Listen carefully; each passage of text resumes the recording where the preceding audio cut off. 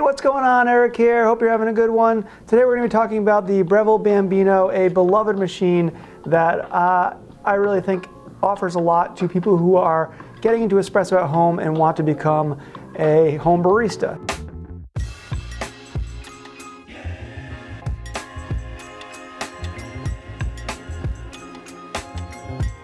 I talk about this a lot on this channel, and that's my mission is basically to get more and more people to be able to enjoy the craft at home, to welcome them to the space. That fun experience of making something with your hands and being able to improve it and get better at it. It's a really, really rewarding hobby, and also it's something that you can actually do in a short time because you can taste those results right away. So Breville Bambino is a wonderful way to get started in that space. Now, before I get too into the weeds here, I'd like to ask you all, give me a like, give me a subscribe. If you got time, give me a comment. That really helps the channel out. I'm trying to grow. I'm trying to make something out of this whole little YouTube thing here. So if you all could do that for me, that'd be awesome. I really appreciate it. Thank you very much. Now let's talk about the Bambino.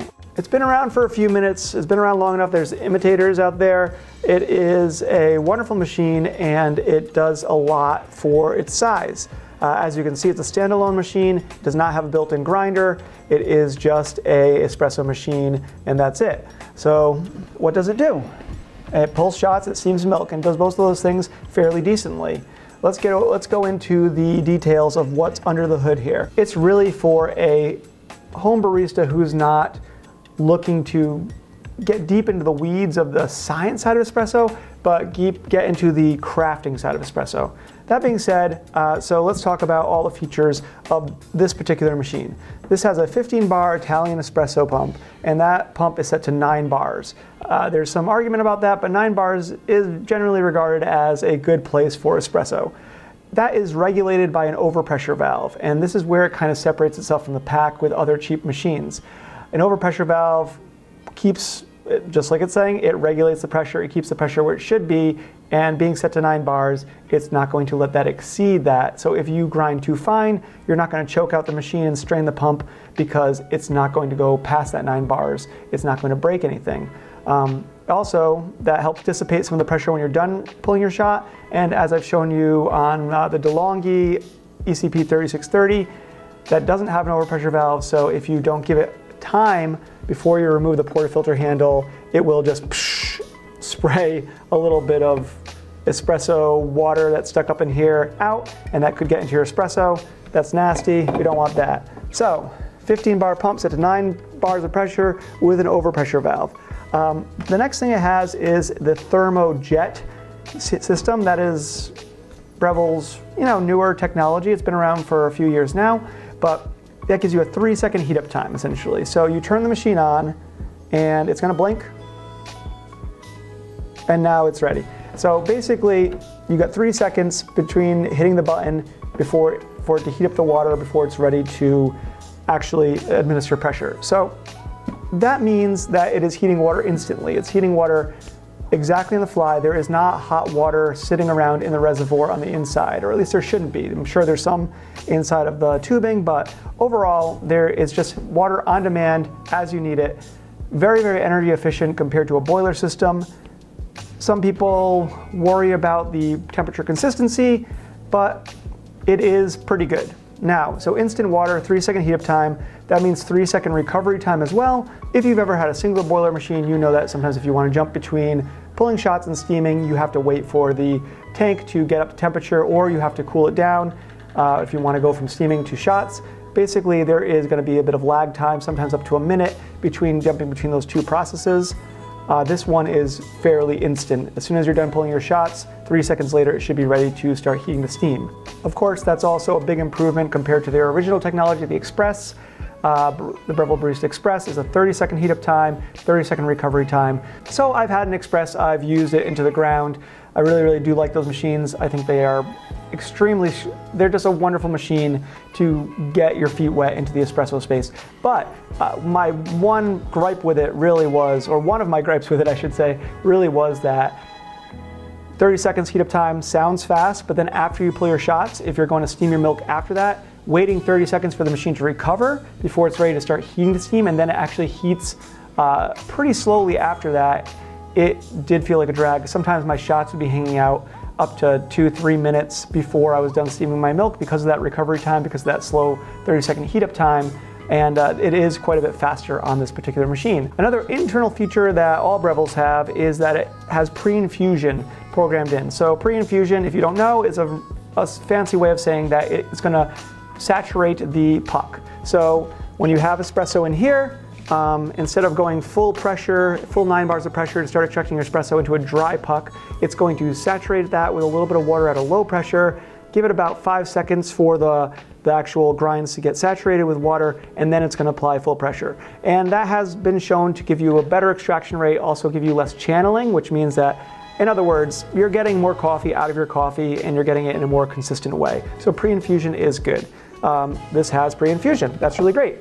Another thing that this machine has is a relatively stable temperature. You can't adjust the temperature, but the temperature is set to about 200 degrees, which is great for a medium roast, which most people do use for espresso. And it is a relatively consistent temperature. There is, of course, a margin of error there, but for the money for this style of machine, I think that it is really, really good for what you're getting. So this is a semi-automatic espresso machine, meaning that you can program it. So what you can program are the shot times. You have a single shot and a double shot button here, and you are able to program those volumetrically to the amount of water you want to come out.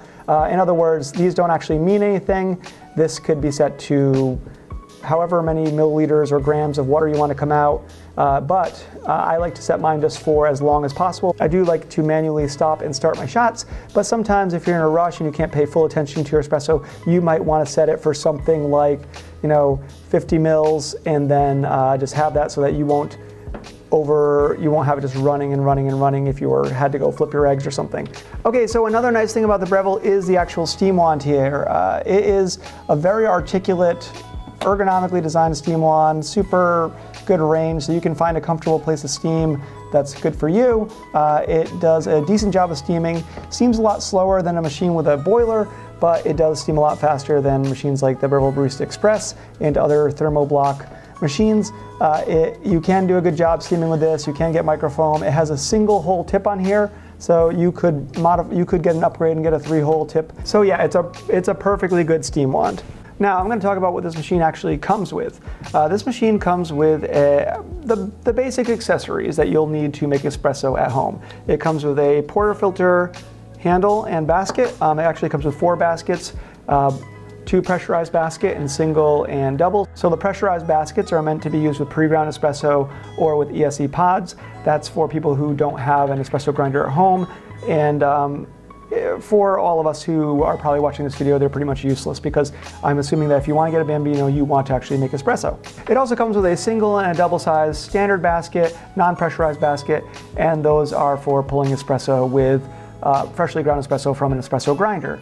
Now the actual portafilter basket here, I'm going to get into in a second. The other accessories it comes with are a little tamper. It's a little dinky tamper, all plastic and no real top to the handle. It is a challenge to tamp with this, but it will get you started, so you don't necessarily need to buy that if you're really on a tight budget. And it comes with a steaming pitcher. This is not the pitcher that it came with. I lost mine. I think I lent it to a friend. But anyway, it comes with something like this, just a small pitcher, so you don't have to buy one. The steaming pitcher works perfectly fine. You can do latte art with it. You got plenty of room for making a cappuccino or a latte in there.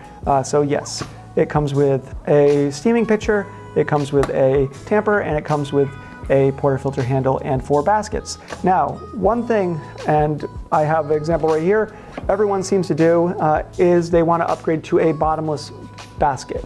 And some water in there. Okay, so one thing that everyone wants to do is they want to upgrade to a bottomless basket. And I get it, you get a visual feedback and you can see how your shots are running. That's what a bottomless basket does. There's not an advantage as far as extraction goes to a bottomless basket, but it looks cooler and you can actually see how your shots are running. That's nice. One thing that I will warn you about is a lot of people who buy a bottomless basket will end up going for a less expensive one. They'll buy one for somewhere like $20 to $30 on Amazon. That's fine, I get it. No one wants to spend more money than they have to, especially after investing, say, $300 in an espresso machine. What I would do in that case is I would pop out the basket that it comes with, if you're not buying one from a higher end brand, and I would go ahead and put the one that comes with the Breville double basket into your new Portafilter. The actual baskets that come with the Brevilles are well machined, and by well machined it means that the actual hole size on the bottom, all these tons of little tiny holes that are here, they are more uniform than your average cheap basket. And you want to have a uniform hole size, you want them to be accurate, because when you have lots of uniform holes, it's another way to get good extraction because there's no barriers. Water's lazy, water wants to go the easiest route. If you don't have a well-machined basket, it's gonna find its way to the bigger holes, it's gonna avoid the smaller holes, you're gonna get a less even extraction. So that's great, buy a cheap Portafilter handle, spend like 20 bucks, just use the basket that comes with the Breville machine and pop it in to the new Portafilter basket. Just hang on to the Breville baskets, they're good. One thing about the actual Portafilter handle here, the Portafilter handle is aluminum. You know, they have to cut some costs somewhere. It's aluminum, has a plastic handle. It's not that pleasing to hold. It doesn't feel good. So when you get it, it does have a little plastic insert in here that's in there. It's basically designed to make sure that or encourage the espresso to go through the two holes and to not have it go all to one side. Now, it works well for that. Another thing that it does is, because you might not be preheating your machine well, it's going to prevent it from coming in contact with the cold aluminum, and that will also keep your shots a little bit hotter. I personally think you can just pop this out. If you want to pop it out, there is a spring on the inside of your basket. Sorry, there's a spring inside of your handle. You just pop that out using your hands, or if you're not used to it, it does feel like it's a little scary to do, you can use the end of a butter knife or anything like that. That just fits into this groove here. Pop out that plastic piece, and then you can pop the spring clip back in. Once you have that back into the groove, you'll be ready to rock and roll and to put your basket in. Now, all that being said, you have the accessories you need to make coffee, everything except for an espresso grinder. Espresso grinders, we can get into. If you want to keep the budget reasonable, you're probably going to want to go with something like a $200 espresso grinder, because that seems to be roughly, if you're talking a grinder that you're going to be plugging into the wall, not a manual grinder. If you're going to be spending about $200 on a grinder, that seems to be the bar of entry. That seems to be the right now, at this moment, at this time, that seems to be about the lowest amount of money you're going to want to spend on an espresso grinder. And in that $200 space, my two personal favorites are the Baratza Encore ESP, a very simple, very analog grinder that just does a good job, gives you about 20 espresso settings. Or you can go with the Fellow Opus, another grinder that can do espresso as well as other things. It does do a good job with espresso, though it is a little bit harder to adjust. But it is quieter and better looking. That's all the basics of the Breville Bambino. Let's talk a little bit about the negatives. Some of the negatives are that it is very lightweight and it's a little bit plasticky, and it does have a stainless steel finish on the outside of it, but you're going to have to really hold it down when you put your Portafilter handle in there. Just get some pressure on top, otherwise it's going to slide away. Another negative about this particular machine is that it does not have a three-way solenoid valve. So a three-way solenoid valve allows the water to flow more than one direction. It can go back and forth. This one does not have a three-way solenoid valve. It just allows, the valve that it has is just going to allow the water to flow one way from here to here, and that's fine. It doesn't affect the quality of your espresso. What it does affect is that the machine does not automatically back flush after you pull a shot or steam your milk, meaning that there is going to be a little bit of water trapped in the machine, in the tubing, and also it means that you can't do a back flush. Other machines are going to be able to do a cleaning cycle where it's going to actually kind of pulse water back and forth with a cleaning agent, and you're going to be able to clean the inside of the machine better.